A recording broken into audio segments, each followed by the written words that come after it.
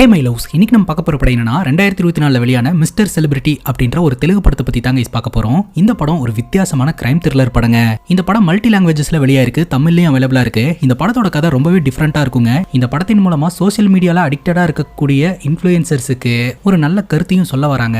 இந்த படத்தோட ஒன்லைனர் என்னன்னா, போலீஸ் ஸ்டேஷனுக்கு ஒரு பொண்ணு கம்ப்ளைண்ட் கொடுக்கறதுக்காக வரா. அந்த பொண்ணோட கம்ப்ளைண்ட்டை கேட்டு போலீஸ்காரங்க டென்ஷன் ஆயிடுறாங்க. அப்படி என்ன கம்ப்ளைண்ட் அப்படின்னு கேட்டீங்கன்னா, அந்த பொண்ணு தினமும் ராத்திரி ஒருத்தன் கனவுல வந்து ரேப் பண்ணிட்டு போறதா கம்ப்ளைண்ட் கொடுக்குறாங்க. ஏமா உன் கனவுல நடக்கக்கூடிய விஷயத்துக்கு நாங்க என்னமா பண்ண முடியும் அப்படின்னு போலீஸ்காரங்க கேள்வி கேட்க, ஆரம்பத்துல நானும் இது வெறும் கனவுன்னு தான் நினைச்சேன். ஆனா அடுத்த நாள் காலையில எழுந்திருச்சு பார்க்கும்போது தான் என்னோட உடம்புல பாலியல் ரீதியா துன்புறுத்தப்பட்டதற்கான தடயங்கள் இருக்குது, காயங்கள் இருக்குது அப்படின்னு சொல்லிட்டு அந்த காயத்தை எவிடன்ஸா போலீஸ் ஸ்டேஷன்ல காட்டுறாங்க. இது கனவுல நடக்குதா இல்ல உண்மையிலேயே நடக்குதா அப்படின்னு எனக்கு ரொம்ப கன்ஃபியூஸா இருக்கு அப்படின்னு சொல்ல, போலீஸ்காரங்களும் சரி அந்த நபரோட முகத்தை நீ கனவுல பார்த்தே அப்படின்னு கேட்கும்போது, பார்த்தேன் அப்படின்னு அந்த பொண்ணு சொல்றா. யார் அந்த நபர் அப்படின்றத கண்டுபிடிச்சோம்னா இந்த வழக்குல ஒரு தெளிவு கிடைக்கும் அப்படின்னு எஸ்ஐ இந்த வழக்கை எடுத்து இன்வெஸ்டிகேஷன் பண்ண ஸ்டார்ட் பண்றாருங்க. அதுக்கப்புறம் ஏகப்பட்ட திடுக்கிடும் உண்மைகள் வெளியில வருதுங்க. இந்த பொண்ணு சொல்றது உண்மையா, இந்த பொண்ணை சுத்தி என்ன நடக்குது அப்படின்றத டீடைலா பார்க்கலாம். இந்த படக்குழுவினர்கள் இந்த படத்தை கொஞ்சம் ஃபன்னு கலந்து தான் பிரசன்ட் பண்ணிருப்பாங்க. ஆனா நான் இந்த வீடியோவை ரொம்பவே சீரியஸா கொண்டு போறேன். ஸோ த்ரில்லிங்காவும் இன்ட்ரெஸ்டிங்காவும் இந்த வீடியோ இருக்க போது. வீடியோக்குள்ள போறதுக்கு முன்னாடி நீங்க இன்னும் நம்ம சேனலை சப்ஸ்கிரைப் பண்ணாம பார்த்துட்டு இருக்கீங்க அப்படின்னா சப்ஸ்கிரைப் பண்ணி வச்சுக்கோங்க. அப்பதான் இது போன்ற இன்ட்ரெஸ்டிங்கான வீடியோஸை மிஸ் பண்ணாம பார்க்க முடியும். நீங்க பார்த்துட்டு இருக்கிறது சரண் என்டர்டைன்மெண்ட், நான் தான் சரண். வாங்க வீடியோக்குள்ள போலாம். படத்தோட ஸ்டார்டிங் சீன்ல போலீஸ் ஸ்டேஷனை காட்டுறாங்க. ஸ்டேஷன் எஸ்ஐ மீட் பண்றதுக்காக அவரோட ஃப்ரெண்ட் வந்திருக்காருங்க. இப்பெல்லாம் ஒரு சிலர் ஃபேமஸ் ஆகணும், செலிபிரிட்டி ஆகணும் அப்படின்றதுக்காக வித்தியாசமான முறையில கேஸ் கொடுத்து பப்ளிசிட்டியை தேட ஆரம்பிச்சுட்டாங்க. அன்னைக்கு ஒருத்தர் வந்து ஸ்டேஷன்ல என் மாடு பால் கறக்க மாட்டேது அப்படின்னு சொல்லி கம்ப்ளைண்ட் கொடுக்குறாரு. போலீஸ்காரங்க போய் அந்த மாட்டை அடிச்சு பாலா கறந்து தர முடியும். இன்னொருத்த என்னடானா பயங்கரமா வெயில் அடிச்சுட்டே இருக்குது, அதனால சூரியன் மேல கேஸ் கொடுக்க போறேன் அப்படின்னு போலீஸ் ஸ்டேஷனுக்கு வந்திருக்கான். இந்த மாதிரிலாம் கம்ப்ளைண்ட் கொடுத்தா நியூஸ் பேப்பர்ல வரும், டிவில வரும், அதன் மூலமா அவன் ஃபேமஸ் ஆயிருவான்னு சொல்லிட்டு இந்த மாதிரி கிறுக்கணுங்கெல்லாம் அடிக்கடி ஸ்டேஷனுக்கு வரானுங்க அப்படின்னு சொல்லிக்கிட்டு இருக்கும்போது இந்த எஸ்ஐ சொல்றாரு, அட போப்பா நேத்து ஒரு பொண்ணு வந்து கம்ப்ளைண்ட் கொடுத்துச்சு பாரு, அந்த கம்ப்ளைண்ட்டை கேட்டு நானும் என்னோட டீமும் சிரிப்பா அடக்க முடியாம சிரிச்சுக்கிட்டு இருந்தோம் அப்படின்னு சொல்ல, அப்படி என்னப்பா கம்ப்ளைண்ட் சொல்லு நாங்களும் சிரிக்கிறோம் அப்படின்னு ஃப்ரெண்டு கேட்க, அந்த பொண்ணே வந்துருச்சு அந்த பொண்ணுகிட்டே கேளு அப்படிங்கும்போது கரெக்டா அந்த பொண்ணு வந்து பயங்கரமா திட்ட ஆரம்பிச்சிடுறாங்க. அந்த பொண்ணோட பேரு லலிதாங்க. என்னுடைய மான பிரச்சனை உங்களுக்கு சிரிப்பா இருக்கா, என் கேஸை எடுப்பீங்களா மாட்டீங்களா அப்படின்னு கேட்கும்போது, ஃபர்ஸ்ட் ஆஃப் ஆல் அது ஒரு கேஸே கிடையாது, கேஸ் எல்லாம் எடுக்க முடியாது, கிளம்பு அப்படின்னு சொல்ல, அங்க இருக்கிற ஒரு போலீஸ் ஆஃபீஸர் கேஸை எடுத்துக்கலாம் சார், பார்க்க பாவமா இருக்கு அப்படிங்கும்போது, என்ன ரெக்கமெண்டேஷன் அப்படின்னு கேட்க, இல்ல சார் ரிசர்வேஷன், அவங்க ஒரு பெண் இல்லையா அப்படின்னு சொல்ல, நீ என்ன சொன்னாலும் நான் அந்த பொண்ணோட கேஸை எடுத்துக்க போறது கிடையாது அப்படின்ற மாதிரி எஸ்ஐ சொல்லிடுறாருங்க. என் கேஸை எடுத்துக்க மாட்டேன்னு சொல்லிட்டீங்களா, 24 மணி நேரத்தில் நீங்களே என் கேஸை எடுக்கிறீங்களா இல்லையான்னு பாருங்க, நான் என்ன பண்றேன்னு பாருங்க அப்படின்னு சொல்லிட்டு அந்த இடத்த விட்டு லலிதா கிளம்பிடுறாங்க. அடுத்த நாள் காலையில லலிதா ஸ்டேஷன்ல வந்து உட்காந்துக்கிட்டு இருக்கா. என்னமா 24 மணி நேரத்தில் ஏதோ பண்றேன்னு சொன்ன, ஒன்னும் பண்ணலையே அப்படின்ற மாதிரி எஸ்ஐ கேட்க, கரெக்டா எஸ்ஐக்கு ஃபோன் கால் வருது. உயரதிகாரி தான் பேசுறாரு. அந்த பொண்ணு யாருன்னு தெரியுமா, இந்த ஊர்ல யாருக்கு என்ன ப்ராப்ளம்னாலும் சரி இந்த பொண்ணு தான் முன்னாடி போய் நிப்பா, அவங்களுக்காக நீதி எல்லாம் வாங்கி தருவா, அந்த பொண்ணோட கேஸை நீ எடுத்துக்க மாட்டேன்னு சொன்னியா அப்படின்னு கேட்க, அது இல்ல சார் அந்த கேஸ் வந்து அப்படின்னு ஆரம்பிக்கிறாரு. முடிஞ்சா கேஸ் புக் பண்ணியா, அப்படி இல்லாட்டி அந்த பொண்ணுக்கு என்ன ப்ராப்ளம் அப்படின்னு கேட்டு ஹெல்ப் பண்ணி பிரச்சனையை சால்வ் பண்ணி கொடு, நான் சிஎம் மீட்டிங்காக போறேன், 2 நாள் கழிச்சு வரேன் அப்படின்ற மாதிரி சொல்லிட்டு உயரதிகாரி போனை கட் பண்ணிடுறாரு. சரி இந்த பொண்ணோட கேஸை இன்வெஸ்டிகேஷன் பண்ணலாம் அப்படின்னு இந்த எஸ்ஐ முடிவெடுக்கிறாரு. சரி இந்த பொண்ணுக்கு என்னதான் கம்ப்ளைண்ட் அப்படின்னு நம்ம லலிதா உட்கார வச்சு கேள்வி கேட்டா, அப்பதான் லலிதா அவங்க கதையை சொல்ல ஆரம்பிக்கிறாங்க. இந்த லலிதா பாத்தீங்கன்னா ஒரு சோசியல் ஆக்டிவிஸ்ட்டுங்க. ஊரகத்துல யாருக்கு என்ன ப்ராப்ளம்னாலும் சரி நான் உதவி செய்யறேன் அப்படின்னு சொல்லிட்டு முன்னாடி போய் நின்று அவங்களுக்கு உதவி செய்வாங்க, பக்க பலமா இருப்பாங்க.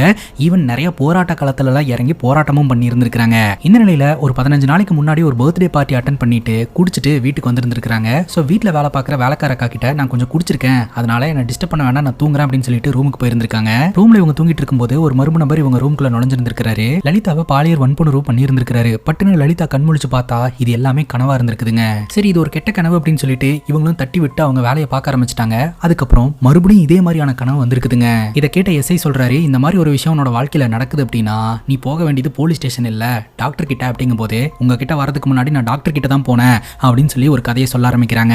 டாக்டர் கிட்ட போயிட்டு நடந்த விஷயத்தை சொல்லும்போது, மேபி உங்களுக்கு இருக்கிறது இல்லூஷன் டிஸார்டரா இருக்கலாம், அதற்கான ட்ரீட்மெண்ட் இருக்கு, நான் உங்களுக்கு ட்ரீட்மெண்ட் கொடுக்குறேன், பட் அந்த பிரச்சனை முழுவதுமா சால்வ் ஆகணும் அப்படின்னா நீங்க கனவுல பார்க்கக்கூடிய நபரை கண்டுபிடிக்கணும் அப்படின்னு சொல்லி இருந்திருக்காருங்க. அதுக்கப்புறம் தான் லலிதா பாத்தீங்கன்னா போலீஸ் ஸ்டேஷனுக்கு வந்திருக்காங்க. கனவுல பார்த்த அந்த நபரை நீங்க தான் கண்டுபிடிச்சு தரணும் அப்படிங்கும்போது, ஏமா எல்லாமே கனவு அப்படின்ற, அப்படி இருக்கும்போது எப்படிமா இல்லாத ஒரு பர்சனை என்னால கண்டுபிடிச்சு தர முடியும் அப்படின்ற மாதிரி எஸ்ஐ கேட்க, இதை முழுவதுமா கனவுன்னு என்னால நம்ப முடியல, ஏன்னா என்னோட உடம்புல பாலியல் ரீதியா துன்புறுத்தப்பட்டதற்கான தடயமெல்லாம் இருக்குது, இங்க பாருங்க அப்படின்னு சொல்லிட்டு அவங்க உடம்புல இருக்கக்கூடிய காயத்தை காட்டுறாங்க. சில காயங்களை காட்டவே முடியாது அப்படின்ற மாதிரியும் சொல்றாங்க. அதை பார்த்ததுக்கு அப்புறம் தான் எஸ்ஐக்கு தூக்கி வாரி போடுது, இது என்னடா விசித்திரமான கேஸா இருக்கு அப்படின்ட்டு. சரி அந்த நபருடைய முகம் உனக்கு ஞாபகம் இருக்குல்ல அப்படின்னு கேட்க, நல்லாவே ஞாபகம் இருக்கு அப்படின்னு லலிதா சொல்றாங்க. ஒரு திறமையான ஸ்கெட்ச் ஆர்டிஸ்ட வர சொல்லி இந்த பொண்ணு கிட்ட அங்க அடையாளங்களை எல்லாம் கேட்டு வரைய ஆரம்பிக்கிறாங்க. இவன் தான் சார் அப்படின்னு லலிதா கத்த ஆரம்பிக்க, உடனடியா அந்த ஒரு ஸ்கெட்சை வாங்கி எல்லா போலீஸ் ஸ்டேஷனுக்கும் மீடியாக்கும் சர்க்குலேட் பண்ண ஆரம்பிக்கிறாங்க. அந்த ஸ்கெட்ச்ல இருக்கக்கூடிய நபருடைய பேரு லக்கிங்க. லக்கி அப்படின்ற நபர் பாத்தீங்கன்னா ஒரு யூடியூபரா இருந்துட்டு இருக்காரு. மல்டிபிள் கண்டென்ட் எல்லாம் பண்ணக்கூடிய ஷோஸ் எல்லாத்தையுமே ஹோஸ்ட் பண்ணக்கூடிய ஒரு யூடியூபரா இருந்துட்டு இருக்காருங்க. மீடியால ரொம்ப ஃபேமஸான ஆளு, ஏகப்பட்ட ஃபேன் ஃபாலோவிங்ஸும் இருக்குதுங்க. சம்டைம்ஸ் கான்ட்ரோவர்சியலான கண்டென்ட் எல்லாம் போட்டு பொதுமக்கள் கிட்ட பொதுமாத்தும் வாங்கிக்குவாருங்க. அப்படியே ஜாலியா ஷோஸ் எல்லாம் அட்டென்ட் பண்ணிட்டு வீடியோஸ் எல்லாம் அப்லோட் பண்ணிட்டு ஃப்ரெண்ட்ஸோட பார்ட்டி பண்ணிட்டு இருந்த லக்கியை பாத்தீங்கன்னா போலீஸ்காரங்க ஸ்டேஷனுக்கு தூக்கிட்டு வந்துடுறாங்க.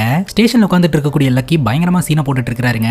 ஏன்னா இவர் வந்து மீடியால மில்லியன் ஃபாலோவர் வச்சிருக்கக்கூடிய ஒரு இன்ஃப்ளூயன்சரா. எதுக்காக கூட்டு வந்திருக்கீங்கன்னு கூட சொல்லாம நீங்க பாட்டுக்கு என்ன ஸ்டேஷனுக்கு கூட்டு வந்திருக்கீங்க, என்னோட சேனல்ல லைவ்ல உங்களை எல்லாம் டெலிகாஸ்ட் பண்ணனா உங்களோட வேலையே போயிடும் அப்படின்னு சொல்லிட்டு கொஞ்சம் கூட அசராம போலீஸையே மிரட்டிக்கிட்டு இருக்காருங்க. அதே சமயம் அங்க உட்காந்துட்டு இருக்கக்கூடிய லலிதா கிட்ட அவங்க தான் என்னை கூட்டு வந்திருக்காங்கன்னா உனக்கு என்னமா என் மேல கம்ப்ளைண்ட் அப்படின்னு கேட்க, லலிதா இந்த லக்கியோட முகத்தை கிட்ட பார்த்துட்டு இவன் தான் சார், இவனே தான் சார் என்ன ரேப் பண்ணுது அப்படின்ற மாதிரி எஸ்ஐ கிட்ட சொல்ல, இது ரேப்பா அப்படின்ற மாதிரி லக்கி பயங்கர ஷாக் ஆயிடுறாரு. இந்த பொண்ணே சொல்லிருச்சு இவனை தூக்கி உள்ள போடுங்க அப்படின்ற மாதிரி சொல்ல, உடனே இந்த லக்கி சொல்றாரு, என்னையா இந்த பொண்ணு சும்மா வாய் வார்த்தைக்கு சொல்லுது அப்படின்றதுனால என்ன தூக்கி உள்ள போட்டுருவீங்களா? இந்த பொண்ணு சொல்ற டைம்ல நான் எங்க இருந்தேன் அப்படின்னு என்னோட மொபைல் டவர் எல்லாம் ட்ராக் பண்ணுங்க ஃபர்ஸ்ட், உண்மையிலேயே நான் தான் பண்ணனா அப்படின்னு கன்ஃபர்மேஷன் பண்ணுங்க, அதுக்கப்புறம் எனக்கு தண்டனை எல்லாம் தருவீங்களாமா அப்படின்ற மாதிரி லக்கி ஆர்குமெண்ட் பண்ணிக்கிட்டு இருக்காருங்க. உடனே எஸ்ஐ யோசிக்கிறாரு, என்னால உன்னை வெளியும் விட முடியாது, அதே சமயம் ஊர்ல வந்து விசாரணை பண்ற அளவுக்கு எங்க கிட்ட பட்ஜெட்டும் கிடையாது, அதனால எங்க கிட்ட ஒரு வழி இருக்கு, டிஎன்ஏ டெஸ்ட் அப்படின்னு சொல்லிட்டு டாக்டர் கிட்ட இவங்க ரெண்டு பேர்த்தையும் கூட்டு போறாங்க. அந்த டாக்டர் சொல்றாரு, எதுக்குங்க இவ்வளவு ரிஸ்க் எடுத்துட்டு இருக்கீங்க, அந்த பையனை தூக்கிட்டு போய் 4 சாத்து சாத்துனீங்கன்னா அவனே உண்மையை சொல்ல போறான் அப்படிங்கும்போது, எல்லார் கையிலயும் எப்போ மொபைல் வந்ததோ அப்பவே எல்லாரும் செலிபிரிட்டி ஆயிட்டாங்க.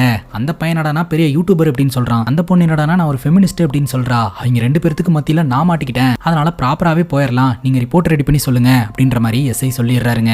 கொஞ்ச நேரத்திலேயே டாக்டர் வெளியில வராரு. அவ்வளவு சீக்கிரம் டிஎன்ஏ ரிப்போர்ட் வந்துருச்சா அப்படின்னு சொல்லிட்டு இந்த எஸ்ஐ ரொம்ப சந்தோஷப்படுறாரு. டாக்டர் டென்ஷன் ஆயிடுறாரு. டிஎன்ஏ டெஸ்ட் எடுக்கிறதெல்லாம் ஜெராக்ஸ் எடுக்கிற மாதிரி நினைச்சிட்டு இருக்கியா, பட்டன் தட்டணும்னு வரதுக்கு டிஎன்ஏ டெஸ்ட் எல்லாம் வரதுக்கு லேட் ஆகும், கான்ஸ்டபிள் கிட்ட கொடுத்து அனுப்புறேன் நீங்க போலாம் அப்படின்ற மாதிரி சொல்லி அமுச்சு வச்சிடறாங்க.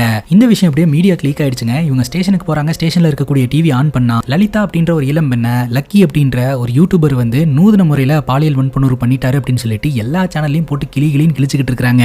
அதுவும் குறிப்பா அந்த பொண்ணு பிரெக்னெண்டா இருக்கா அப்படின்னு சொல்லிட்டு அந்த ரிப்போர்ட் இப்பதான் எங்க சேனலுக்கு கிடைச்சது அப்படின்ற மாதிரி சொல்லிக்கிட்டு இருக்காங்க. இதை கேட்ட லலிதா அப்படியே மயக்கம் போட்டு கீழே விழுந்துறாங்க. அந்த பொண்ணுக்கு என்ன ஆச்சு ஏதாச்சுன்னு பாருங்கயா, அட பாவீங்களா ரிப்போர்ட் ஸ்டேஷனுக்கே வரல அதுக்குள்ள மீடியாக்கு போயிடுச்சா அப்படின்ற மாதிரி பாத்துக்கிட்டு இருக்காரு. கரெக்டா ரிப்போர்ட்டும் ஸ்டேஷனுக்கு வந்து சேருது. அந்த கான்ஸ்டபிள் தான் வர வழியில அப்படியே மீடியா கிட்ட போட்டு விட்டு வந்துட்டாரு போல. அந்த ரிப்போர்ட் பேப்பரை ஓபன் பண்ண உடனே உயர் அதிகாரி கிட்ட இருந்து கால் வருதுங்க. ஏயா அந்த பொண்ணோட வழக்க காது வச்ச மாதிரி ஹேண்டில் பண்ணுன்னு தானே உங்ககிட்ட சொன்னேன், இப்படி மீடியாக்கு லீக் ஆகிற அளவுக்கு பண்ணி வச்சிருப்ப அப்படிங்கும்போது, சார் எப்படி லீக் ஆச்சுன்னே தெரியல அப்படின்ற மாதிரி சொல்ல, ரிப்போர்ட் என்ன வந்திருக்கு அப்படின்னு கேட்கும்போது, பாசிட்டிவ் தான் சார், அந்த பொண்ணு பிரெக்னெண்டா இருக்கா, அந்த பிரெக்னன்சிக்கு காரணம் இந்த பையன் தான் அப்படின்ற மாதிரி சொல்ல, அந்த பையன் மேல எஃப்ஐஆர் ஃபைல் பண்ணி உள்ள தூக்கி போடு, நான் வந்து பாத்துக்கிறேன் அப்படின்ற மாதிரி சொல்ல, உடனடியா நம்ம லக்கியை பாத்தீங்கன்னா ஜெயிலுக்குள்ள தூக்கி போடுறாங்க. லக்கிக்கு ஒண்ணுமே புரியலங்க. எஸ்ஐ கிட்ட நான் இதுக்கு முன்னாடி அந்த பொண்ணை பார்த்தது கூட கிடையாது, தொட்டது கூட கிடையாது, அப்படி இருக்கும்போது எப்படி சார் என் மூலமா அந்த பொண்ணு பிரெக்னென்ட் ஆயிருப்பா, நான் எந்த தப்புமே பண்ணல சார், என்ன விட்டுருங்க அப்படின்னு சொல்லிட்டு ஜெயிலுக்குள்ள இருந்து நம்ம லக்கி கெஞ்சிக்கிட்டு இருக்காருங்க. எஸ்ஐக்கு ஒரே சந்தோஷம். ஏன் அப்படின்னு பாத்தீங்கன்னா இந்த வழக்கு ஒரு சென்சேஷனல் இஷ்யூவாவே மாறுதுங்க. சோ டிவி சேனல்ஸ் எல்லாமே இந்த ஒரு டாபிக் வச்சு டிபேட் பண்ணிட்டு இருப்பாங்க. இந்த மாதிரியான ஒரு வழக்கை நம்ம இன்வெஸ்டிகேஷன் பண்றோம்னு தெரிஞ்சா நம்மளும் ஃபேமஸ் ஆயிரும் அப்படின்னு சொல்லிட்டு எஸ்ஐ ரொம்ப சந்தோஷப்பட்டுக்கிட்டு இருக்காரு. அங்க கட் பண்ணா லக்கியோட வீட்டை காட்டுறாங்க. லக்கியோட அப்பா வந்து ஒரு மாதிரி இடிஞ்சு போய் உட்கார்ந்துகிட்டு இருக்காரு. லக்கியோட அம்மா சொல்றாங்க, ஃபங்க்ஷன் வருது இல்லையா, அதனால நம்ம பையனை ஊருக்கு வர சொல்லலாங்க அப்படிங்கும்போது, லக்கியோட தங்கச்சி வந்து டிவி ஆன் பண்ணும்போது தான் டிவில லக்கியை பத்தின நியூஸ் வருதுங்க. அதை பார்த்து அவங்க அம்மாக்கு தூக்கி வாரி போட்டுருது. குடும்பமே இடிஞ்சு போயிருது. உடனடியா லக்கியோட அம்மா பாத்தீங்கன்னா லக்கிக்கு கால் பண்ணி, என்னடா உன்னை பத்தி இந்த மாதிரி நியூஸ் எல்லாம் பேசிட்டு இருக்காங்க அப்படிங்கும்போது, நான் எந்த தப்பும் பண்ணலமா, யாரோ ஒருத்தங்க வேணும்னே என்னோட பேரை கெடுக்கணும்னு சொல்லிட்டு இந்த மாதிரிலாம் பண்ணிட்டு இருக்காங்க அப்படின்னு சொல்ல, உங்க அப்பா உன் மேல செம்ம கான்ல இருக்கிறாரா, உன்னை பார்க்க கூட வரமாட்டேன்னு சொல்றாரா அப்படின்னு சொல்ல, பின்னாடி இருந்து அவங்க அப்பா சத்தம் போட்டுக்கிட்டு இருக்காரு. சரி நான் அப்புறமா கூப்பிடுறேன் அப்படின்னு சொல்லிட்டு அவங்க அம்மா போனை கட் பண்ணிடுறாங்க. இப்போ இந்த நியூஸ் சேனல்ஸ்ல இருந்து பாத்தீங்கன்னா நம்ம லலிதாக்கு கால் பண்றாங்க. அவர் யாரு, என்ன நடந்தது அப்படின்ற மாதிரிலாம் கேள்வி கேட்கறாங்க. அப்ப லலிதா சொல்றாங்க, சோ இதுக்கு முன்னாடி நான் அவரை பார்த்தது கிடையாது, அவருக்கும் எனக்கும் எந்த ஒரு தொடர்பும் கிடையாது, பட் இதெல்லாம் எப்படி நடந்ததுன்னு எனக்கு தெரியல அப்படின்ற மாதிரி சொல்ல, உடனடியா அவங்க ஒரு ஜட்ஜ்மெண்டல் டோனுக்கு போயிடுறாங்க. இந்த பொண்ணு பக்கம் தான் ஏதோ மிஸ்டேக் இருக்கும் போல, இந்த பொண்ணு தான் எல்லாத்தையும் மறைக்கிறா போல அப்படின்னு சொல்லிட்டு உடனடியா லலிதாவை பத்தி எல்லாரும் தப்பா பேச ஆரம்பிச்சிட்டாங்க. இப்போ இந்த லக்கி ஓன் பண்ணிட்டு இருக்காரு இல்லையா, அந்த யூடியூப் சேனல்ல இருந்து கால் பண்றாங்க. இந்த யூடியூப் சேனல்ல கண்டென்ட்டுக்காக ஏகப்பட்ட பேர்த்துக்கிட்ட நம்ம வம்பு இழுத்து வச்சிருக்கிறோம், இல்லன்னா சொல்ல கிடையாது, ஆனா இந்த அளவுக்கு இறங்கி உன்னை டேமேஜ் பண்ற அளவுக்குலாம் யாருமே இல்ல, எனக்கு என்னமோ உன் மேலதான் டவுட் இருக்கு, உண்மையிலேயே நீ ஏதோ பண்ணிருப்ப போல அப்படின்ற மாதிரி சொல்ல, ஏன்னா இந்த மாதிரிலாம் பேசிட்டு இருக்கீங்க அப்படின்ற மாதிரி லக்கி ரொம்ப டென்ஷன் ஆகுறாரு. அந்த இடத்துக்கு வந்து எஸ்ஐ சட்டையை பிடிச்சிடுறாரு. உன்னாலதான் எல்லாமே, நான் பாட்டுக்கு சிவனேன்னு கண்டென்ட் கிரியேட் பண்ணிட்டு இருந்த, என்னை தூக்கிட்டு வந்து இப்ப தேவையில்லாத கேஸ்ல மாட்டி விட்டுட்டல அப்படின்ற மாதிரி பிரச்சனை பண்ண, அப்ப அவர் கையில வச்சிருக்கக்கூடிய அந்த கேஸ் ஃபைல் அப்படியே கீழே விழுங்க. அந்த கேஸ் ஃபைல்ல பாத்தீங்கன்னா அந்த மெடிக்கல் ரிப்போர்ட்டும் இருக்கும். அதை எடுத்துட்டு மறுபடியும் லக்கி பிரச்சனை பண்ண ஆரம்பிக்கிறாரு. ஆக்சுவலா அதுல ஹாஸ்பிட்டலோட நேம்லயே ஸ்பெல்லிங் மிஸ்டேக் இருந்திருக்குதுங்க. சோ நீங்க வந்து ஒரு பொய்யான ரிப்போர்ட்டை வச்சு என்ன வேணும்னே வந்து உள்ள தள்ளுறீங்க அப்படின்றதுக்கு இதுவே ஆதாரம், உங்களை சும்மா விட மாட்டேன் அப்படின்ற மாதிரி சொல்ல, இதை வச்சுட்டெல்லாம் உன்னால என்னடா பண்ணிட முடியும், அது பிரிண்டிங் மிஸ்டேக்கா இருந்திருக்கும், இரு டாக்டருக்கே நேரடியா ஃபோன் பண்ணி நான் பேசுறேன் அப்படின்னு சொல்லிட்டு இவர் லவுட் ஸ்பீக்கர் போட்டு அந்த டாக்டர் கிட்ட பேசுவாரு. இந்த மாதிரி ரிப்போர்ட் வந்தது இல்ல, அந்த ரிப்போர்ட் உங்க ஹாஸ்பிட்டல் ரிப்போர்ட் தானே, ஏன் ஹாஸ்பிட்டல் நேம்ல ஸ்பெல்லிங் மிஸ்டேக் இருக்கு அப்படின்ற மாதிரி கேட்க, ரிப்போர்ட்டா, எந்த ரிப்போர்ட்டை பத்தி பேசுற, இப்பதான் ரிப்போர்ட்டே வந்திருக்கு, நான் இனிமேல் தான் கொடுத்து விட போறேன் அப்படின்ற மாதிரி சொல்ல எல்லோருக்கும் தூக்கி வாரி போட்டுதுங்க.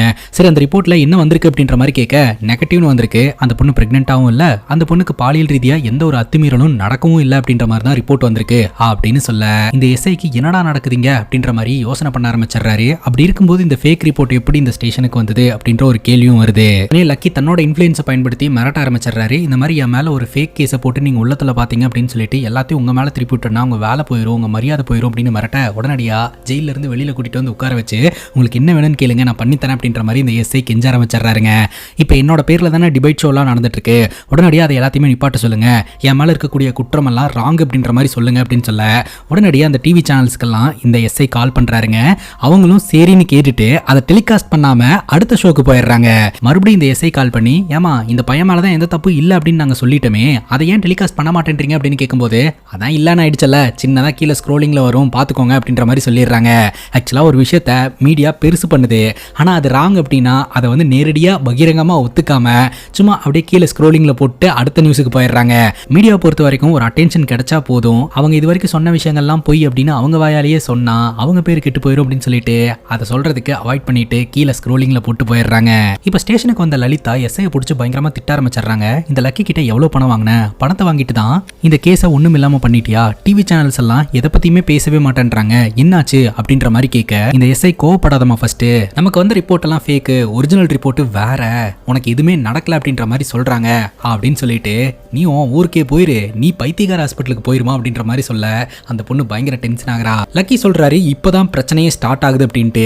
என்னப்பா சொல்ற அப்படின்னு எஸ்ஐ கேட்க, ஆமா இவ்வளவு நேரம் ஒரு விஷயம் நடந்தது இல்லையா, இதெல்லாம் யாரோ ஒருத்தங்க வேணுனே பண்ணிட்டு இருக்காங்க, அது யாரு எதற்காக பண்றாங்கன்றது தெரிஞ்சுக்க வேண்டாமா, இது நாள் வரைக்கும் இந்த பொண்ணு யாருன்னு எனக்கு தெரியாது, நான் யாருன்னு அந்த பொண்ணுக்கு தெரியாது, நீங்க யாருன்னு எங்க 2 பேர்த்துக்கும் தெரியாது, சோ நம்ம 3 பேருமே இந்த ஒரு வழக்குல ஒன்னா ஒரு இடத்துல சேர்றோம் அப்படின்னா நம்ம 3 பேர்த்தையுமே டார்கெட் பண்ணி யாரோ ஒருத்தங்க ஏதோ ஒன்று பண்றாங்க, அதை நம்ம தெரிஞ்சுக்கணும் அப்படின்னு சொல்லிட்டு எங்க இருந்து இதெல்லாம் ஆரம்பிச்சது அப்படின்னு லலிதா கிட்ட கேட்க, லலிதா சொல்றாங்க, நான் எனக்கு இருக்கக்கூடிய பிரச்சனையை எக்ஸ்பிளைன் பண்றதுக்கு ஒரு பர்டிகுலர் டாக்டர் கிட்ட போனேன், அந்த டாக்டர் தான் உன்னைய கண்டுபிடிக்கணும் அப்படின்னு சொல்லி போலீஸ் ஸ்டேஷனுக்கு போக சொன்னாரு, உனக்கு இருக்கக்கூடிய இன்ஃப்ளூயன்ஸ்க்கு போலீஸ்காரங்க உதவி செய்வாங்க அப்படின்னு சொன்னாரு, அதனால தான் போலீஸ் ஸ்டேஷனுக்கு வந்தேன், வந்ததுக்கு அப்புறம் தான் இதெல்லாம் நடந்தது அப்படின்னு சொல்ல, சரி நேரடியாக அந்த டாக்டரை மீட் பண்ணலாம் அப்படின்னு சொல்லிட்டு இவங்க எல்லாருமே அந்த பர்டிகுலர் ஹாஸ்பிட்டலுக்கு போறாங்க.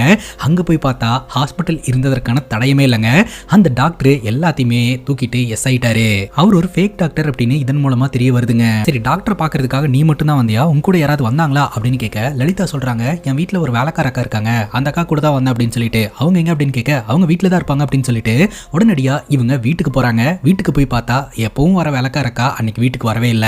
ஒருவேளை இந்த பொண்ணுக்கு பைத்தியமா இருக்குமோ அப்படின்னு சொல்லிட்டு எஸ்ஐ பாத்தீங்கன்னா அக்கம் பக்கத்துல விசாரணை பண்ண ஆரம்பிக்கிறாரு, இந்த வீட்டுல யாரெல்லாம் வாழ்ந்துட்டு இருக்காங்க அப்படின்ட்டு.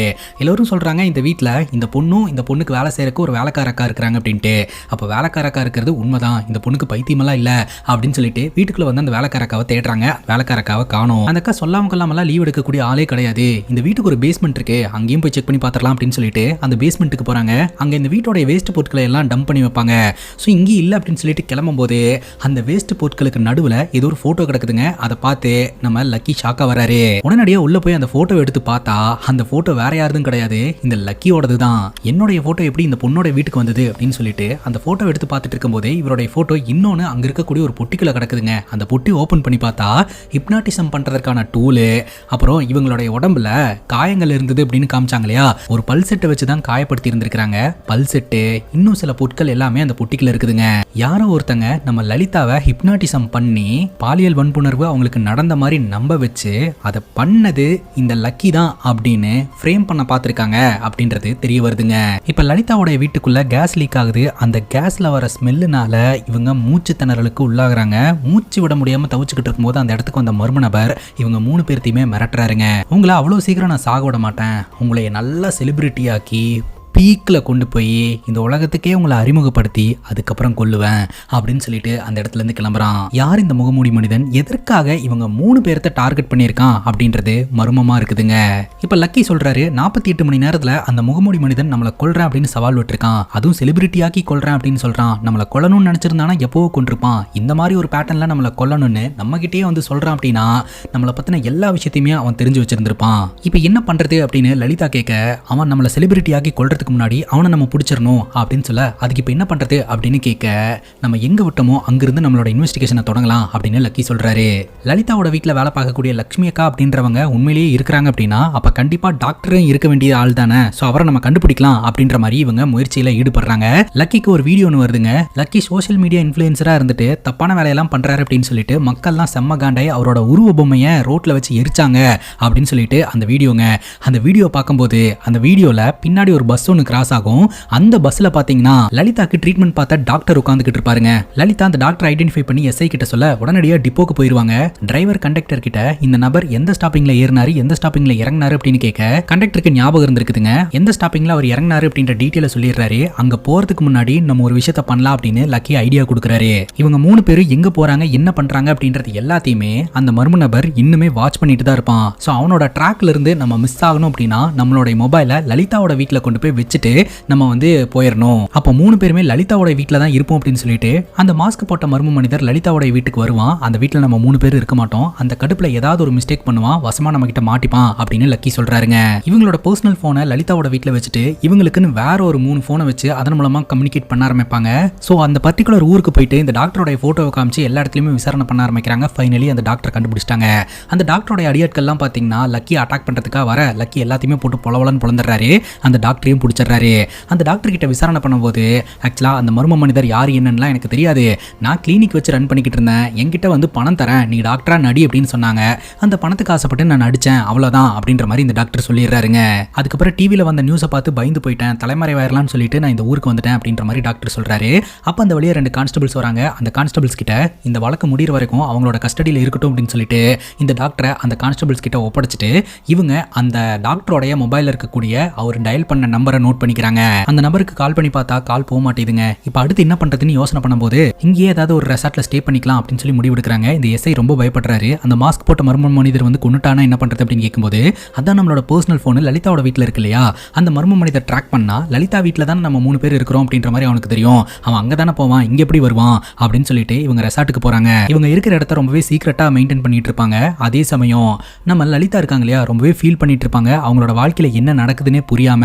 அப்ப பக்கத்துல போய் உட்கார்ந்த நம்ம லக்கி பாத்தீங்கன்னா நீ எதை பத்தியும் கவலைப்படாத, நான் உன் கூட இருக்கிறேன், கூடி சீக்கிரம் நம்ம இதுல இருந்தெல்லாம் வெளியில வந்துடலாம் அப்படின்ற மாதிரி சமாதானப்படுத்துறாருங்க. ஒரு பக்கம் இவங்க 2 பேரும் பேசிக்கிட்டு இருக்க, இன்னொரு பக்கம் இந்த எஸ்ஐ சும்மா இல்லாம அந்த ரெசார்ட் கிட்ட வந்த லேடி கிட்ட வலிஞ்சுக்கிட்டு இருக்காருங்க. அந்த லேடி கிட்ட வேலை பேசி அந்த லேடிய பெட்ரூமுக்கும் கூட்டிட்டு போறாரு. அந்த நேரம் பார்த்து இது எல்லாத்தையும் கவனிச்சிட்டு இருந்த பிரஸ் மீடியா எல்லாம் நேரா ரூமுக்கே வந்துடுறாங்க. இந்த எஸ்ஐ ரூமுக்குள்ள என்ன பண்ணிட்டு இருக்காரு அப்படின்னு சொல்லிட்டு அதை வெளிச்சம் போட்டு டிவில காமிச்சிடுறாங்க. இந்த எஸ்ஐ இந்த மாதிரி ஒரு கேஸ்ல மாட்டினாரு அப்படின்றதெல்லாம் 2வது. அந்த கொலகாரன் கிட்ட நாம இங்க தான் இருக்கிறோம் அப்படின்னு லைவ்ல காட்டி கொடுத்துட்டானே இந்த ஆளு அப்படின்ற மாதிரி நம்ம லக்கி டென்ஷன் ஆகுறாருங்க. அதுக்கப்புறம் டிபார்ட்மெண்ட்டுக்கு போய் இருந்திருக்காரு. ஸோ டிபார்ட்மெண்ட்ல இருக்கிறவங்க எல்லாம் போலீஸ் டிபார்ட்மெண்ட்டோட மானத்தையே வாங்கிட்ட நீ, அதனால உன்னை சஸ்பெண்ட் பண்றோம் அப்படின்ற மாதிரி சொல்லி இவரை சஸ்பெண்ட் பண்ணி விட்டுட்டாங்க. ஒரு ரெஸ்டாரண்ட்ல இவங்க 3 பேரும் மீட் பண்றாங்க. டிபார்ட்மெண்ட்ல என்னை சஸ்பெண்ட் பண்ணிட்டாங்க, வீட்டுல என்ன கேவலமா ட்ரீட் பண்றாங்க அப்படின்ற மாதிரிலாம் சொல்லிட்டு இருக்க எஸ்ஐக்கு ஒரு ஃபோன் கால் வருதுங்க. யாருன்னு பார்த்தா அந்த மர்ம மனிதர் தான். 48 மணி நேரத்துல உங்களை போட்டு தள்ளுறேன்னு சொல்லியிருந்தேன்ல, இன்னும் 24 மணி நேரம் தான் இருக்கு, நீங்க எங்க போனாலும் எங்கிட்ட இருந்து தப்பிக்க முடியாது அப்படின்ற மாதிரி அவன் மிரட்டுறான். நீ என்னடா எனக்கு டெட்லைன் தரது, நான் உன்னை பிடிக்கிறேனா இல்லையான்னு பாரு அப்படின்ற மாதிரி இந்த எஸ்ஐ திட்டுறாருங்க. எனக்கு என்னமோ நம்ம மாட்டினது எல்லாமே அந்த மர்ம மனிதருடைய பிளானா தான் இருக்கும்னு தோணுது, அவன் நம்மள பக்கத்துல இருந்தே வாட்ச் பண்ணிட்டு இருக்கான்னு தோணுது அப்படின்ற மாதிரி லக்கி சொல்றாருங்க. அவன் வீட்டுல உங்க கூடயே இருந்த லட்சுமி அக்கா திடீர்னு காணாம போயிட்டாங்க இல்லையா, அவங்க எப்படி உங்ககிட்ட வந்து வேலைக்கு ஜாயின் பண்ணாங்க அப்படின்னு கேட்கும்போது லட்சுமி அக்காவுடைய கணவருக்கு கிட்னில ப்ராப்ளம் இருந்திருக்கு. ஸோ அதனால கணவர்னால எந்திரிக்க முடியாது, நடக்க முடியாது, அதனால நான் தான் வீட்டை பார்த்தாகணும், எனக்கு இதனா வேலை கிடைக்குமாமா அப்படின்னு ரொம்ப பாவமா நம்ம லலிதா கிட்ட வந்து கேட்டு இருந்திருக்காங்க. இவங்களும் பாவம் பார்த்து வேலைக்கு ஜாயின் பண்ணிட்டதாகவும் அப்படிதான் லட்சுமி அக்கா என்னோட வீட்டுக்குள்ள வேலை பார்க்கறதுக்காக வந்தாங்க அப்படின்னு சொல்ல, லட்சுமி அக்கா எந்த ஏரியா, அவங்க வீடு எங்க இருக்குன்னு உனக்கு ஏதாவது தெரியுமா அப்படின்னு கேட்கும்போது எனக்கு தெரியல அப்படின்னு சொல்லிட்டு அப்படி தலையில கை வச்சு யோசனை பண்ணிட்டு இருக்கும்போது ஒரு முறை இந்த ஆபரேஷன் பண்றதுக்காக பாத்தீங்கன்னா அந்த லட்சுமி அக்காவோட வீட்டு அட்ரஸ் பத்தி பேசி இருந்திருப்பாங்க. அந்த ஏரியாவோட பேரு பாத்தீங்கன்னா நம்ம லலிதாவோடைய மண்டையில ரிஜிஸ்டர் ஆயிருக்கும், அந்த ஏரியா தான் அப்படின்னு சொல்ல உடனடியே இவங்க எல்லாருமே அந்த ஏரியாவுக்கு போறாங்க. லட்சுமி அக்கா இவங்களை பார்த்ததும் தப்பிச்சு ஓடுறதுக்கு முயற்சி பண்ண இவங்க கையும் களமா லட்சுமி அக்காவோட வீட்டுல வச்சு அந்த அக்காவை பிடிச்சிட்டாங்க. ஏன் இந்த மாதிரிலாம் பண்ணீங்க அப்படின்னு கேட்கும்போது அப்பதான் லட்சுமி அக்கா சொல்றாங்க, சொல்றாங்க, ஆக்சுவலா என்னோட கணவருக்கு கிட்னி ஃபெயிலியர் ஆச்சு, ஸோ கிட்னி டிரான்ஸ்பிளான்ட் பண்றதுக்காக அவங்க உதவி செய்யறேன்னு சொன்னாங்க.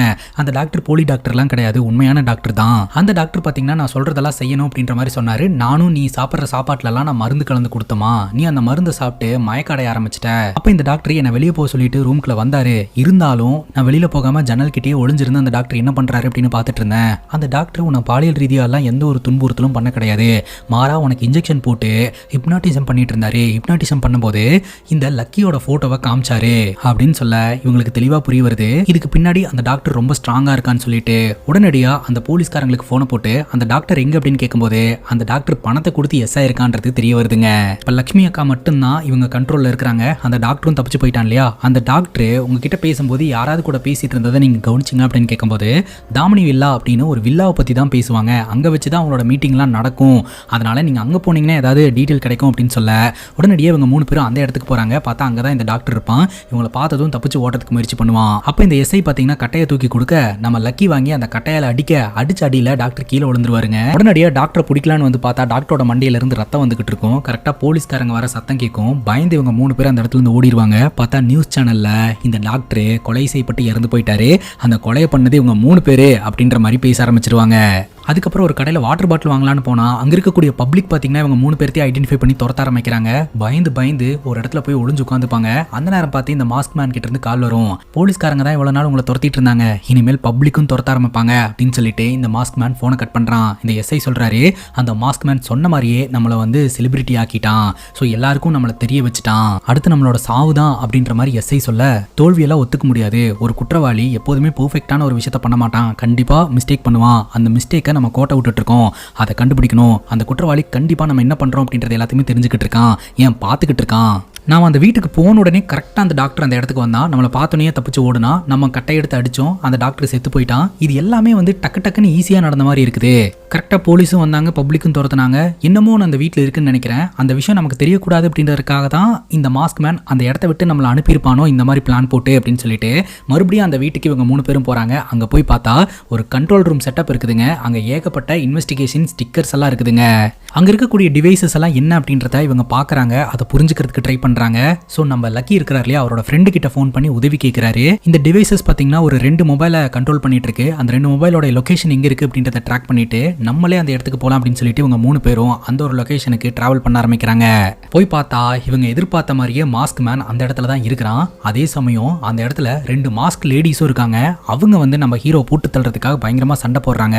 நம்ம ஹீரோவும் பாத்தீங்கன்னா அவங்களை எதிர்த்து பயங்கரமா சண்டை போடுறாருங்க. அங்கதான் ஒரு ட்விஸ்டையும் வைக்கிறாரு. அங்க இவங்க 3 பேர் மட்டும் வர கிடையாது, ஆல்ரெடி பிரஸ் மீடியாக்கும் போலீஸ்காரங்களுக்கும் இன்ஃபர்மேஷனை பாஸ் பண்ணிட்டு தான் அந்த இடத்துக்கு வந்திருந்திருக்காங்க. அந்த மாஸ்க் மேனையும் இவங்க கவர் பண்ணணும் அப்படின்றதுக்காக எந்த பொதுமக்கள் கிட்ட இந்த மாஸ்க் மேன் மாட்டி விட்டானோ அந்த பொதுமக்கள் கிட்டேயே இவங்க நிரபராதின்றத அந்த மாஸ்க் மேன் முன்னணியிலேயே ப்ரூவ் பண்ணலாம் அப்படின்னு சொல்லிட்டு பிளான் பண்ணி இருந்திருக்காங்க. ஸோ நினைச்ச மாதிரியே அந்த இடத்துக்கு கிரௌடு வந்துருது. இவ்வளோ நாள் நீங்க பார்த்துட்டு இருந்த எல்லா விஷயமும் இந்த மாஸ்க் மேன் பண்ணி தான் நாங்க பண்ணிட்டு இருக்கோம் அப்படின்னு சொல்லிட்டு அந்த மாஸ்க் ரிமூவ் பண்ணி பார்த்தா அது மாஸ்க் மேன் கிடையாது, மாஸ்க் விமன். அந்த மாஸ்க்கு பின்னாடி இருக்கிறது வேற யாரும் இல்லைங்க, அட நம்ம வரலட்சுமி சரத்குமார். நாங்க 3 பேரும் எந்த தப்பும் பண்ணல, எங்க 3 பேர்த்த இந்த மாதிரி ஃப்ரேம் பண்ணி எங்களை இப்படி அலைய வைக்கிறதுக்கான காரணம் என்ன, இதை வந்து நீ பொதுமக்கள் கிட்டேயே சொல்லு அப்படின்னு சொல்ல அந்த மாஸ்க் விமன் இருக்காங்க இல்லையா, எந்த பயமே இல்லாம நீங்க எந்த தப்பும் பண்ணலையா அப்படின்னு சொல்லிட்டு கண்ணை காட்டி மிரட்ட ஆரம்பிக்கிறாங்க. அப்பதான் என்ன நடந்தது அப்படின்ற கதையை நம்ம கிட்ட டீடைல்டா காட்டுறாங்க. கொஞ்ச நாளைக்கு முன்னாடி ராமச்சந்திரன் அப்படின்ற ஒரு சயின்டிஸ்ட் இருந்திருக்கிறாருங்க. அவரு பாத்தீங்கன்னா இந்த விதை வளர்றது சம்பந்தமா ஆராய்ச்சி பண்ணிட்டு இருக்கக்கூடிய ஒரு நபர்.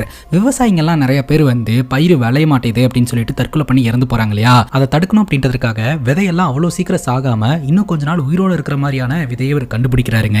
இதன் மூலமா ஒரு விவசாயி தற்கொலை பண்றதை நம்மளால தடுக்க முடிஞ்சா கூட நமக்கு சந்தோஷம் அப்படின்ற ஒரு எண்ணத்துல இவர் பண்றாரு. பெருசா பணம் காசெல்லாம் ஆசைப்படாம இவர் அந்த விஷயத்தை கண்டுபிடிக்கிறாருங்க. அதனால கவர்மெண்டே இவருக்கு கூப்பிட்டு விருதெல்லாம் வழங்குறாங்க. இதன் மூலமா இந்த ஊருக்குள்ளேயும் எல்லாருக்கும் தெரிஞ்ச ஒரு சயின்டிஸ்டாவே ஃபேமஸ் ஆக ஆரம்பிக்கிறாருங்க. அந்த ஏரியால இருக்கக்கூடிய கட்சி தலைவர்களை இவரை சந்திக்கிறதுக்காக வந்திருப்பாங்க. அப்போ இவரோட பேட்ச்லயே படிச்ச இன்னொருத்தரும் வந்திருப்பாருங்க. கட்சிக்காரங்க இந்த சயின்டிஸ்ட பாராட்டுறத அந்த பேட்ச்ல இருக்கிறவரு பார்த்துட்டு, நீங்களும் அவரு கூட தான் படிச்சீங்க, இவர் பாட்டுக்கு மேல போயிட்டே இருக்கிறாரு, ஆனா நீங்க இன்னும் இதே இடத்துல தான் இருக்கிறீங்க அப்படிங்கும் போது அவன் ஒரு விஷயத்தை கண்டுபிடிச்சிட்டான்னு சொல்லிட்டு பாராட்டு கொடுக்குறாங்க, விருது கொடுக்குறாங்க. ஆனா அவன் பொண்ணுங்க விஷயத்துல வீக்கு, அது கண்டிப்பா ஒரு நாள் வெளியில வரும் பாரு அப்படின்ற மாதிரி சும்மா வேணுன்னே பேசிட்டு போயிடுறாருங்க. இந்த சயின்டிஸ்ட் இருக்கிறார் இல்லையா, ஒருத்தங்களை மீட் பண்றதுக்காக போவாருங்க.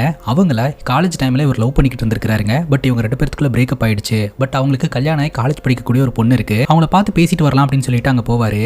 அந்த லேடியோட பொண்ணு இருக்காங்க இல்லையா, அவங்களுக்கு பாத்தீங்கன்னா இந்த சயின்டிஸ்ட் இங்க வந்துட்டு போறதுல சுத்தமா உடன்பாடே கிடையாது. இதனால அக்கம் பக்கத்துல இருக்கிறவங்க தப்பா பேசுறாங்கன்னு சொல்லிட்டு அந்த பொண்ணு ரொம்பவே ஃபீல் பண்றா. இதனால அம்மாக்கும் மகளுக்கும் ஆர்கியூமெண்ட் ஆகி பெரிய பிரச்சனையா இருந்திருக்குதுங்க. சோ இந்த விஷயத்தை தெரிஞ்சுக்கிட்டு இந்த சயின்டிஸ்ட் சமாதானம் பேசுறதுக்காக வீட்டுக்கு வந்திருக்காரு. அந்த பொண்ணு தெரியாம வந்துட்டு இந்த மாதிரி பேசுறா அப்படின்னா நம்ம பெரியவங்க நம்ம தானே எல்லாத்தையும் புரிய வைக்கணும் அப்படின்னு சொல்லிட்டு ஒரு பார்ட்டிக்கு இந்த சயின்டிஸ்ட் இன்வைட் பண்ணி இருந்திருக்காரு. சரி நான் ரெடி ஆயிட்டு வரேன் அப்படின்னு சொல்லிட்டு இவங்க பாத்ரூமுக்கு போனவங்க பாத்ரூம்ல வலிக்கி கீழே விழுந்து அவங்களோட தலையில பலமா அடிபட்டு ஸ்பாட்லயே இறந்து போயிடுறாங்க. இந்த சத்தத்தை கேட்டு அந்த இடத்துக்கு போன இந்த சயின்டிஸ்ட் இதை பார்த்து பயங்கர ஷாக் ஆயிடுறாரு. உடனடியாக ஆம்புலன்ஸுக்கு ஃபோன் பண்றாரு. ஆம்புலன்ஸ் அந்த இடத்துக்கு வருது. அந்த லேடியோட பொண்ணு அந்த இடத்துக்கு வந்து பயங்கர அதிர்ச்சிக்குள்ளாயிடுறாங்க. உடனடியாக போலீஸ் அந்த இடத்துக்கு வருது. போலீஸ்ல இந்த பொண்ணு என்ன சொல்றான்னா இந்த மாதிரி இந்த சயின்டிஸ்ட் தான் வந்து என்னோட அம்மாவை கொன்னுட்டாரு அப்படின்ற மாதிரி கம்ப்ளைண்ட் கொடுத்துறாங்க. அதனால போலீஸ்காரங்க இந்த சயின்டிஸ்ட் அரெஸ்ட் பண்றாங்க. இந்த சயின்டிஸ்ட் சொல்றாரு என் மேல எந்த தப்பும் கிடையாது அப்படின்ட்டு. அதே சமயம் இந்த சயின்டிஸ்ட் ஃபேமஸான ஒரு ஆளா இருக்கிறாரு அப்படின்னு சொல்லிட்டு அப்போ ஒரு பெரிய மீடியால ஒர்க் பண்ணிட்டு இருந்த இந்த லக்கி பாத்தீங்கன்னா இதை வந்து ஸ்பைஸ் அப் பண்ணலாம் அப்படின்னு சொல்லிட்டு டிவி சேனல்ல பயங்கரமா இந்த சயின்டிஸ்ட்டை பத்தி பேச ஆரம்பிக்கிறாரு. ரொம்ப மட்டம் தட்டி பேச ஆரம்பிக்கிறாரு. ஸோ அதன் மூலமா அந்த சேனலுக்கு நிறைய வியூஸ் போதுங்க. அந்த லேடியோட பொண்ணுக்கு நான் ஆதரவு தர போறேன் அப்படின்ற மாதிரி சொல்லிட்டு அந்த பொண்ணை கூட்டிட்டு போய் தெருவுலலாம் உட்கார வச்சு போராட்டம் பண்றது அப்படின்னு சொல்லிட்டு பல விஷயங்களை இந்த லலிதா பண்ணி இருந்திருக்காங்க. இந்த எஸ்ஐ ப்ராப்பர் இன்வெஸ்டிகேஷன் பண்ணாமே இவர் தான் குற்றவாளி அப்படின்னு சொல்லிட்டு இந்த சயின்டிஸ்ட்டை அரெஸ்ட் பண்ணிட்டு போயிருந்திருக்காரு. எல்லாருமே பாத்தீங்கன்னா இந்த சயின்டிஸ்ட்டை பத்தி ரொம்ப கேவலமா பேச ஆரம்பிக்கிறாங்க. இந்த கட்சிக்காரங்க எல்லாம் ஆதரவு கொடுத்தாங்க இல்லையா, அவங்க எல்லாம் பாத்தீங்கன்னா இந்த சயின்டிஸ்டோட வீட்டுக்கு வந்து வீட்டில் இருக்கக்கூடிய பொருட்களை எல்லாம் அடிச்சு உடைக்கிறாங்க, உருவ பொம்மை எல்லாம் போட்டு எரிக்கிறாங்க. சோஷியல் மீடியா இன்ஃப்ளூயன்சர் சொல்ற பேச்செல்லாம் கேட்டுட்டு மக்களுக்கு வந்து இந்த சயின்டிஸ்ட் மேல பயங்கர ஹேட் உருவாகுதுங்க. அந்த ஹேட் ரேட் காரணமாவே எல்லாருமே பயங்கர கோவத்தை வெளிப்படுத்திக்கிட்டு இருக்காங்க. இந்த மாதிரியான சூழ்நிலையில அந்த லேடியோட பொண்ணுக்கு பாத்தீங்கன்னா ஒரு லெட்டர் கிடைக்குது. அந்த லெட்டர்ல பாத்தீங்கன்னா அவங்க அம்மா தெளிவா எழுதி வச்சிருந்திருப்பாங்க. காலேஜ் டைம்ல இவங்க ரெண்டு பேரும் லவ் பண்ணாங்களாம். பட் இவங்க ரெண்டு பேருனால சேர முடியல. பட் இவங்க கல்யாணம் பண்ணி உங்களுக்கு குழந்தையும் பிறந்துருச்சு. அவங்க அப்பா இறந்தும் போயிட்டாரு. இவங்க நினைச்சிருந்தா மறுபடியும் அவரையே கல்யாணம் பண்ணி இருந்திருக்க முடியும். பட் இந்த பொண்ணுக்காக மட்டும்தான் இவ்வளவு நாள் கல்யாணம் பண்ணாம இருந்ததாகவும் அவரு இன்னுமே என்கிட்ட ரொம்ப நட்பா பழகிட்டு இருக்கிறாரு, என் மேல பாசமா இருக்கிறாரு, எங்களுக்குள்ள நட்பு அப்படின்றது நல்லபடியா போயிட்டு இருக்கு அப்படின்ற மாதிரி அவங்க எழுதி வச்சிருந்திருப்பாங்க. சோ அது தெரியாம இந்த பொண்ணு அவசரப்பட்டு இந்த சயின்டிஸ்டுக்கும் அவங்க அம்மாக்கு ஏதோ ஒரு ரிலேஷன்ஷிப் இருக்கு அப்படின்னு நினைச்சிட்டு இந்த மாதிரி போட்டு கொடுத்துட்டாங்க. அதுக்கப்புறம் இந்த பொண்ணு என்ன பண்ணிருக்கானா நான் தான் இந்த சயின்டிஸ்ட்டை தப்பா புரிஞ்சுக்கிட்டு கம்ப்ளைண்ட் கொடுத்துட்டேன், இந்த விஷயங்கள் எல்லாத்தையுமே இன்டர்நெட்ல இருந்து நீக்கிருங்க அப்படின்ற மாதிரி சொல்ல இந்த லக்கி இருக்கிறார் இல்லையா, அந்த வீடியோக்கு நல்லா வியூஸ் போயிருக்குது, நம்ம அடுத்த நியூஸுக்கு போயிடலாம், அந்த நியூஸ் அப்படியே விட்டுறலாம் அப்படின்னு சொல்லிட்டு அது இன்னும் மீடியால எங்கேயோ ஒரு இடத்துல சர்க்குலேட் ஆகிட்டு இருக்கிற மாதிரியே விட்டுறாங்க. அதே சமயம் இந்த லலிதாவும் பார்த்தீங்கன்னா போராட்டத்திற்காக இவங்க அவ்வளோ தூரம் போய் நின்னாங்க இல்லையா, ஸோ அந்த ஆள் நல்லவர் அப்படின்ற விஷயம் தெரிஞ்ச உடனே அதையும் வெளிப்படையாக வெளியலுவலகத்துக்கு தெரிவிக்கணும் இல்லையா, ஆனால் அதை தெரிவிக்காமே விட்டுறாங்க. வீட்டுக்கு வந்து அந்த சயின்டிஸ்ட் பார்த்தீங்கன்னா அந்த விதையை எடுத்து பார்த்து ரொம்பவே ஃபீல் பண்ணி கீழே விழுவாருங்க. அங்கே கட் பண்ண இப்போ ப்ரெசன்ட் சிச்சுவேஷன் அந்த மாஸ்க் விமன் சொல்லுவாங்க அன்னைக்கு சரிஞ்சு விழுந்தது அவர் மட்டும் கிடையாது, இந்த நாட்டோடைய முன்னேற்றம் தான். இந்த நாட்டு விவசாயிகளுக்காக ஒரு விதையை கண்டுபிடிச்சாரு. இதை பார்த்துட்டு ஃபாரின்ல இருந்து ஒரு பிளாங்க் செக் அமிச்சு நீங்க எங்க நாட்டுக்கு வந்துருங்க அப்படின்னு கூப்பிட்டாங்க. ஆனா இவர் போக மாட்டேன்னு சொல்லிட்டு நம்ம நாட்டுக்காக உழைச்சாரு. ஆனா நம்ம ஊருக்காரங்க பதிலுக்கு என்ன கொடுத்து வச்சிருக்கிறோம், அவர் இறந்து போனதுக்கு நாங்க என்னங்க பண்ண முடியும் அப்படின்னு இந்த எஸ்ஐ கேட்கிறாரு. அவர் இறந்து போனதுக்கு காரணமே நீ தானே, உன்னோட ப்ரொமோஷனுக்காக நீ தானே அந்த நியூஸை முத பக்கத்துல போட சொன்ன அப்படின்னு சொல்ல இந்த எஸ்ஐ அப்படி யோசனை பண்றாருங்க. என்ன ஏதுன்னு கூட இன்வெஸ்டிகேஷன் பண்ணாம முத பக்கத்துல இவருடைய பேரை போட்டு பயங்கரமா டேமேஜ் பண்ணி விட்டு இருந்திருப்பாரு. அவங்களோட வாழ்க்கையை பார்க்காம சோஷியல் மீடியால வந்துட்டு அவன் என்ன பண்றான் இவன் என்ன பண்றான் அப்படின்னு சொல்லிட்டு அடுத்தவனை பத்தி பேசிட்டு அழுதுகிட்டு இருக்கீங்க. இதுவும் ஒரு வைரஸ் மாதிரி எல்லாருக்கும் பரவிட்டு இருக்கு. வாய்ப்பு கிடைச்சது இஷ்டத்துக்கு என்ன வேணாலும் பேசலாம் அப்படின்னு சொல்லிட்டு பேசினா கேள்வி கேட்கறதுக்கும் ஒரு ஆள் இருக்கிறாங்கன்றது தெரியணும்ல. தெரிஞ்ச விஷயத்த வெளியில போய் பேசுறது சுதந்திரம், தெரியாத விஷயத்த பேசுறது குற்றம். குற்றத்துக்கு தண்டனை என்ன தெரியுமா, மரணம் அப்படின்ற மாதிரி இந்த மாஸ்க் விமன் சொல்றாங்க. இவங்களை கொல்ல போறீங்களா அப்படின்ற மாதிரி அங்க இருக்கக்கூடிய எல்லாருமே பார்த்துக்கிட்டு இருக்க உடனடியாக அந்த மிஷின் கன் எடுத்து பட்டு பட்டுன்னு ஷூட் பண்ணி போட்டு தள்ளிடுறாங்க. சரி யார் இந்த மாஸ்க் விமன், அவங்களுக்கும் இந்த சயின்டிஸ்டுக்கும் என்ன லிங்க் அப்படின்னு யோசனை பண்ணோம்னா இந்த மாஸ்க் விமன் வேற யாரும் கிடையாதுங்க, அந்த சயின்டிஸ்டோடைய ஒரு ஸ்டூடெண்ட் தான். வெளிநாட்டுல இருந்து ரிசர்ச் பண்ணிக்கிட்டு இருந்திருக்காங்க. இந்த சயின்டிஸ்ட் இங்க இருந்து இருக்கிறாருங்க. ஒரு நாள் ஃபோன் பண்ணி உங்களுக்கு அவார்டெல்லாம் கிடைச்சிருக்கு ரொம்ப சந்தோஷம் அப்படின்ற மாதிரி சொல்ல நீ எப்பமா ஊருக்கு வர போற அப்படின்ற மாதிரிலாம் இவர் கேட்டு இருந்திருக்காரு. கூடி சீக்கிரம் வரோம் அப்படின்ற மாதிரி அவங்களும் சொல்லி இருந்திருக்காங்க. அவங்க ஊருக்கு வந்து பார்க்கும்போது உயிரோட இவர் இல்லைங்க, அவரோட போட்டோ மட்டும் தான் இருந்திருக்குது. அதுக்கப்புறம் தான் அவருக்கு என்ன நடந்தது அப்படின்றத எல்லாம் இன்வெஸ்டிகேஷன் பண்ணதன் மூலமா அவருக்கு பின்னாடி ஒரு சதி வேலையே நடந்திருக்குன்றது தெரிய வந்திருக்கு. இவங்களை எல்லாம் சும்மாவே விடக்கூடாது அப்படின்னு சொல்லிட்டு தான் இவங்க மாஸ்க் விமனா டிரான்ஸ்ஃபர்மேஷன் அடைஞ்சிருந்திருக்காங்க. இந்த விஷயம் இதோட முடியலங்க. அடுத்தடுத்து சோஷியல் மீடியா இன்ஃப்ளூயன்சர்ஸ் இருக்காங்க இல்லையா, அடுத்தடுத்து மர்மமான முறையில் காணாம போயிட்டு இருக்காங்க அப்படின்ற ஒரு தகவல் வருது. ஸோ அதுக்கு பின்னாடி இவங்க தான் இருக்காங்க அப்படின்ற மாதிரி காமிச்சு இந்த படத்தை முடிக்கிறாங்க. இந்த படத்தை பத்தி நீங்க என்ன நினைக்கிறீங்க அப்படின்னு உங்களோட கருத்தை கமெண்ட் செக்ஷன்ல பதிவு பண்ணுங்க. அண்ட் இதே மாதிரி வேற எதனா படத்தை பத்தி பேசணும் அப்படின்னு நினைச்சா படத்தோட பேரை கமெண்ட் செக்ஷன்ல சொல்லுங்க. இதே மாதிரி வேற ஒரு நல்ல வீடியோல வந்து சந்திக்கிறேன். Love you guys, take care and cheers.